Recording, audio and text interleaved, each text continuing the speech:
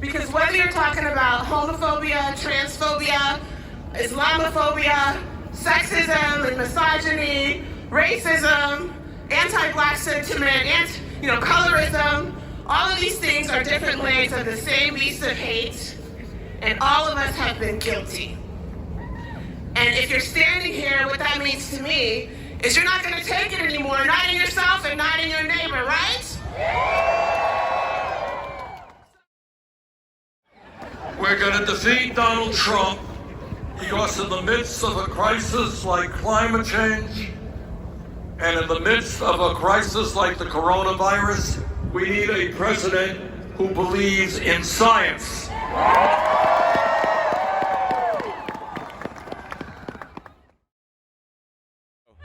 You just saw this rally. My question to you is, there were a lot of promises or programs that Bernie talked about making, but in the 4 years he's going to be president, he's not likely to be able to do all those things. How do you feel about that? I think anybody who is supporting a presidential nominee knows that they are supporting the aspirations of that nominee.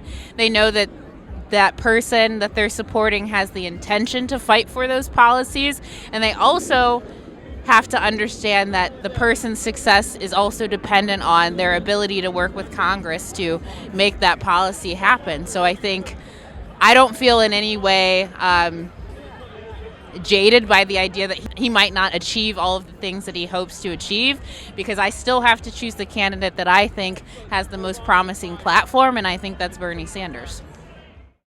We heard a lot of program proposals and positions on issues and so on here, but for one person who's president to accomplish all of that is probably not possible. How do you feel about the idea that Bernie's not going to be able to do all the things he said he wanted to do today? Well, he doesn't claim to do them, that he's going to do them himself. Okay. That's what Not Me, Us is about, that it takes a whole movement of people, and it takes people power to get things done. Now, Instead of money, it's people. It's, I feel like with any presidential candidate or any candidate for anything, you're going to have to go through compromise, and he knows that. I think we all know that. The president is also a moral and even spiritual leader in a way that goes beyond just government policy. Yeah.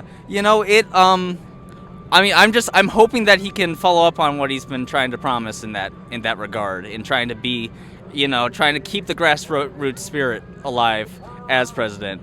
I'm interested to see that seems like it's going to be a challenge, but I think it's kind of our job to keep that going in a way. All right. Any other thoughts you want to share with us?